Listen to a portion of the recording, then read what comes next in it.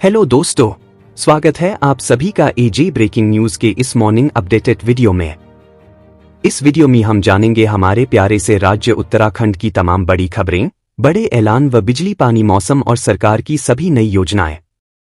तो चलिए शुरू करते हैं। और हाँ, वीडियो उत्तराखंड के किस जिले से देख रहे हैं हमें कमेंट करके जरूर बताएं। इस बार चारधाम यात्रा 10 दिन पहले, लोगों में भारी उत्साह, भीड़ प्रबंधन को सीएम धामी ने बनाया प्लान। चारधाम यात्रा 2025 उत्तराखंड में 30 अप्रैल से प्रारंभ होने वाली चारधाम यात्रा के दृष्टिगत हर स्तर पर तैयारियां तेज कर दी गई हैं।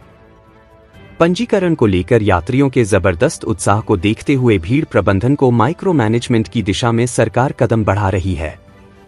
इसमें सुरक्षा, सुगम यातायात, पार्किंग, होल्डिंग स्थल जैसे अन्य पहलू समाहित किए गए हैं। 5 अप्रैल को होने वाली चारधाम यात्रा की समीक्षा बैठक में इन सभी तैयारियों को परखा जाएगा। यात्रा को लेकर देश भर में जबरदस्त वातावरण। चारधाम यात्रा पिछली बार 10 मई को शुरू हुई थी, जबकि इस बार यह 10 दिन पहले प्रारंभ हो रही है। प्रधानमंत्री नरेंद्र मोदी के हालिया मुखवा व हर्षिल के दौरे के बाद से यात्रा को लेकर देश भर में जबरदस्त वातावरण है। इसका अंदाजा चारधाम यात्रा के लिए अब तक हो चुके 7,47,699 पंजीकरण से लगाया जा सकता है। ऐसे में साफ है कि यात्रियों का दबाव अधिक रहेगा। इसे देखते हुए भीड़ प्रबंधन पर ध्यान केंद्रित किया गया है। मंडलायुक्त के मुताबिक भीड़ बढ़े अथवा मौसम प्रतिकूल होने की स्थिति से निपटने को यात्रा मार्गों पर हरिद्वार, ऋषिकेश, ब्यासी, श्रीनगर, रुद्रप्रयाग, सोनप्रयाग, हररबटपुर, विकासनगर, बड़कोट समेत अन्य स्थानों पर होल्डिंग स्थल चयनित कर लिए गए हैं। इनमें यात्रियों के लिए सभी सुविधाएं होंगी। गरीब यात्रियों के लिए धर्मशाला व गुरुद्वारा भी चयनित किए गए हैं। इसके अलावा अन्य कदम उठाए जा रहे हैं। खाली बसें दौड़ाने वाले ड्राइवर कंडक्ट पर होगी कार्रवाई, परिवहन निगम ने तय किया डेली इनकम टारगेट। एक तरफ उत्तराखंड परिवहन निगम करोड़ों के घाटे में चल रहा, दूसरी तरफ उसके चालक प्रचालक बसों को खाली दौड़ा रहे।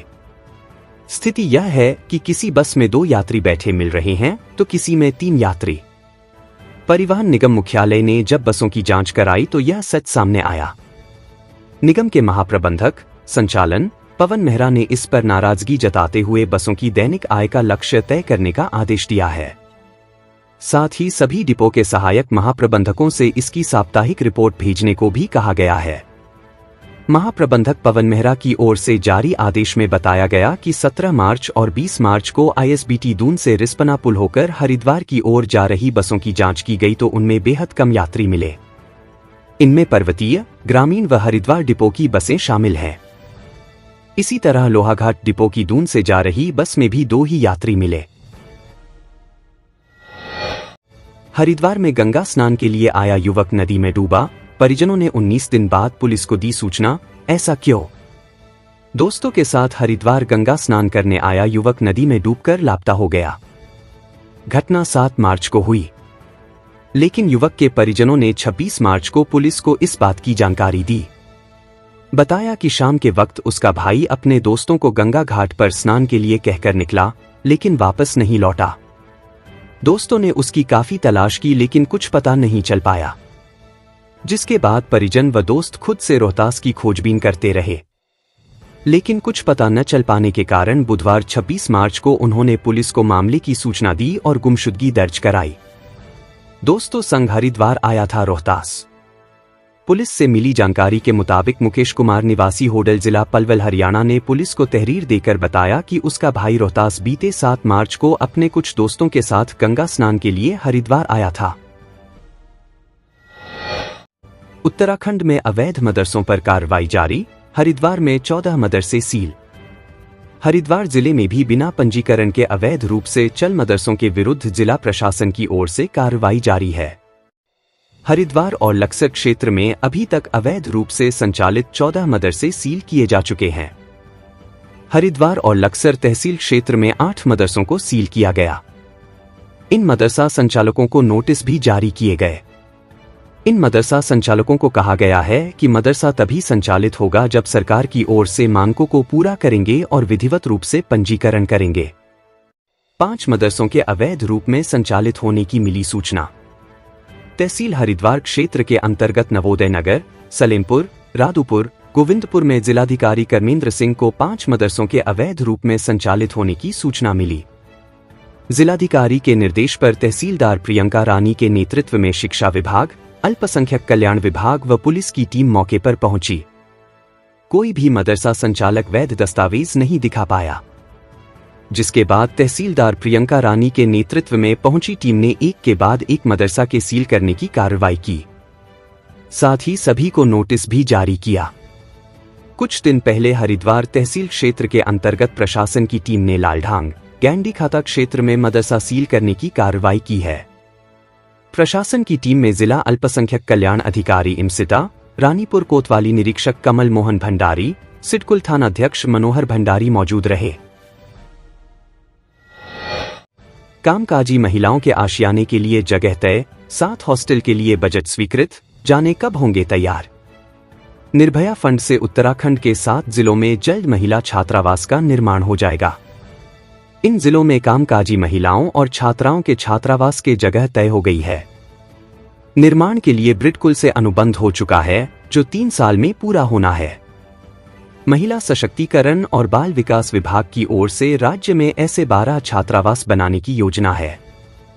इनमें 7 के लिए जगह का चयन होने के साथ बजट स्वीकृति व अन्य औपचारिकताएं पूरी हो चुकी हैं। बाकी 5 जिलों में जगह के चयन लिए प्रयास जारी हैं। ये छात्रावास 50 से 150 कमरों की क्षमता वाले होंगे। इनके लिए बजट भारत सरकार के निर्भया फंड से जारी होगा। छात्रावास बनने से कामकाजी महिलाओं और दूरस्थ क्षेत्रों से जिलों में आकर पढ़ने वाली किशोरियों को एक सुरक्षित और बेहतर वातावरण बनेगा। वे अपनी नौकरी और पढ़ाई पर ध्यान केंद्रित कर सकेंगी। निगरानी के लिए रेंज कार्यालय में बनाई गई विशेष सेल, मुख्य पड़ावों पर तैनात रहेंगे एएसपी। चारधाम यात्रा की निगरानी के लिए आईजी रेंज कार्यालय में एक विशेष सेल बनाई गई है। इसके प्रभारी डीआईजी रैंक के अधिकारी रहेंगे, जो कि हर वक्त यात्रा मार्ग की विभिन्न संसाधनों से निगरानी करेंगे। इसके अलावा यात्रा के प्रमुख पड़ावों पर एएसपी स्तर के अधिकारी को तैनात किया जाएगा, ताकि किसी भी समस्या के तत्काल निराकरण के लिए कदम उठाए जा सकें। आईजी गढ़वाल रेंज राजीव स्वरूप ने बताया कि यात्रा मार्गों और प्रमुख ठहराव स्थलों पर सुरक्षा के पुख्ता इंतजाम किए जा रहे हैं। इसके तहत हर प्रमुख ठहराव स्थल पर एक एएसपी रैंक के अधिकारी की तैनाती की जाएगी। साथ ही यात्रा की निगरानी और समन्वय के लिए रेंज कार्यालय में विशेष सेल का गठन किया गया है। गोल्डन कार्ड से कैशलेस इलाज पर संकट खड़ा, अस्पताल भी इलाज करने में हाथ खड़े कर रहे। प्रदेश के कर्मचारियों और पेंशनरों और उनके आश्रितों के लिए गोल्डन कार्ड से कैशलेस इलाज पर संकट खड़ा हो गया है। कर्मचारियों और पेंशनरों के अंशदान से इलाज का खर्च पूरा नहीं हो रहा है, जिस कारण कैशलेस करने वाले अस्पतालों की देनदारी 100 करोड़ से अधिक हो गई है। अब अस्पताल भी इलाज करने में हाथ खड़े कर रहे हैं। अंशदायी योजना होने के कारण प्रदेश सरकार की ओर से कोई बजट नहीं दिया जाता है। वर्ष 2021 में राजकीय कर्मचारियों, पेंशनरों के लिए राज्य स्वास्थ्य योजना शुरू की गई थी। इस योजना के तहत कर्मचारियों और पेंशनरों के साथ उनके आश्रितों को गोल्डन कार्ड पर असीमित खर्च पर इलाज की सुविधा है। इस सुविधा के लिए कर्मचारियों व पेंशनरों के वेतन व पेंशन से हर माह अंशदान लिया जाता है। इससे सालाना 120 करोड़ राशि प्राप्त होती है, जबकि इलाज पर होने वाला सालाना खर्च 300 करोड़ पहुंच गया है। ऐसे में योजना में सूचीबद्ध अस्पतालों की देनदारी 100 करोड़ तक पहुंच गई है। इस बार चालकों परिचालकों को आराम करने की सुविधा देगी सरकार, ये है विभाग की तैयारी। चारधाम यात्रा पर आने वाले चालकों परिचालकों को सरकार आराम करने की सुविधा देगी। इसके लिए परिवहन विभाग ने तैयारी शुरू कर दी है। मकसद ये है कि चारधाम यात्रा में आने वाले वाहनों की सड़क दुर्घटनाएं बंद हो। परिवहन विभाग चारधाम यात्रा मार्गों पर वाहन लेकर आने वाले चालक परिचालकों के लिए विश्राम स्थल बना रहा है। पहले चरण में बद्रीनाथ मार्ग पर और उत्तराखंड परिवहन निगम के ऋषिकेश व श्रीनगर बस अड्डों पर निर्माण किया जाएगा। केदारनाथ आने वाले चालकों की स्थायी सुविधा के लिए रुद्रप्रयाग और गंगोत्री व यमुनोत्री आने वाले चालक परिचालकों के लिए उत्तरकाशी में भूमि हस्तांतरण की कार्रवाई शुरू कर दी गई है।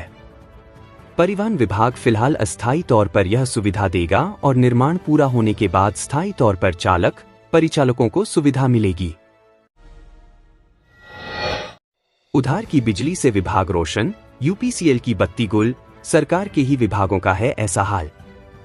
उधार की बिजली से प्रदेश सरकार के 84 विभाग तो रोशन हो रहे हैं, मगर Uttarakhand power corporation limited UPCL की बत्ती गुल हो गई है। यूपीसीएल ने राज्य में आरडीएसएस योजना लागू की है, जिसके तहत केंद्र सरकार अनुदान प्राप्त करने के लिए बिजली बिलों का समय पर भुगतान होना जरूरी है। लेकिन सरकार के ही विभागों ने बिजली बिलों पर कुंडली मार दी है। नतीजा यह है कि विभागों पर 419 करोड़ का बकाया हो चुका है। बिजली बिलों की उधारी चुकाने के लिए अब यूपीसीएल को मुख्य सचिव राधा रतूड़ी से अनुरोध करना पड़ा। मुख्य सचिव ने सभी विभागों को बिजली बिलों का भुगतान करने के निर्देश दिए हैं। ऋषिकेश सिवाई रेल लाइन की अंतिम स्टेशन की टनल हुई आर पार, कर्मचारियों मजदूरों ने मनाया जश्न। ऋषिकेश सिवाई रेल लाइन की अंतिम स्टेशन की टनल आर पार हो गई। गौचर से सिवाई टनल का मंगलवार देर शाम ब्रेक थ्रू हुआ, जिसके बाद कर्मचारियों, अधिकारियों और मजदूरों ने जश्न मनाया। इससे पहले स्केप टनल का ब्रेक थ्रू हो चुका था। जल्द सिवाई तक रेल पहुंचने के लिए एक और कदम आगे बढ़ा है। कुंभ मेला 2027 के लिए जल्द हरिद्वार में तैनात होगी कोर टीम, डीजीपी ने ली अधिकारियों के साथ बैठक। कुंभ मेला 2027 के लिए पुलिस की एक कोर टीम का गठन किया जा रहा है। जल्द ही इस टीम को हरिद्वार में तैनात किया जाएगा, ताकि अभी जो तैयारियां की जा रही हैं, उनकी निगरानी की जा सके। कोर टीम के लिए जल्द से जल्द अधिकारियों के नाम भी मांगे गए हैं। इस संबंध में डीजीपी दीपम सेठ ने मंगलवार को पटेल भवन में हुई बैठक में दिशा निर्देश दिए। उन्होंने अभी से कुंभ मेले की ठोस कार्य योजना तैयार करने को कहा है। बैठक में एसएसपी हरिद्वार परमेंद्र डोभाल ने प्रस्तुतिकरण दिया। उन्होंने मेले के दौरान पुलिस व्यवस्था, निर्माण कार्य और अन्य पहलुओं को दिखाया। डीजीपी दीपम सेठ ने कुंभ की तैयारियों पर चर्चा करते हुए सभी विभाग और शाखाओं को स्थलीय निरीक्षण का विस्तृत कार्य योजना बनाने के निर्देश दिए। बेसहारा बच्चों के कल्याण के लिए अहम कदम, 15 अप्रैल तक रिसोर्स सेंटर पोर्टल बनाने के निर्देश। महिला सशक्तिकरण और बाल कल्याण विभाग ने विभिन्न कारणों से पीड़ित और बेसहारा बच्चों के कल्याण के लिए एक महत्वपूर्ण कदम उठाया है।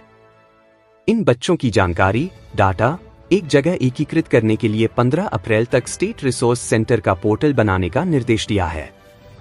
राज्य में बाल श्रम, मानव तस्करी, बाल विवाह, पोक्सो पीड़ित, कुपोषित, एनीमिया पीड़ित, दिव्यांग, नशे के शिकार और HIV या एड्स से पीड़ित बच्चों की देखभाल, सुरक्षा और पुनर्वास को लेकर स्टेट रिसोर्स सेंटर की स्थापना की गई है।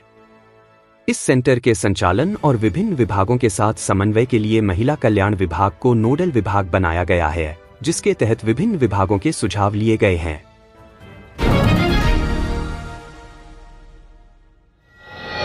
पहाड़ से मैदान तक की सभी छोटी बड़ी खबरें देखने के लिए जुड़े रहे AJ ब्रेकिंग न्यूज से। सब्सक्राइब करें नए अपडेटों के लिए।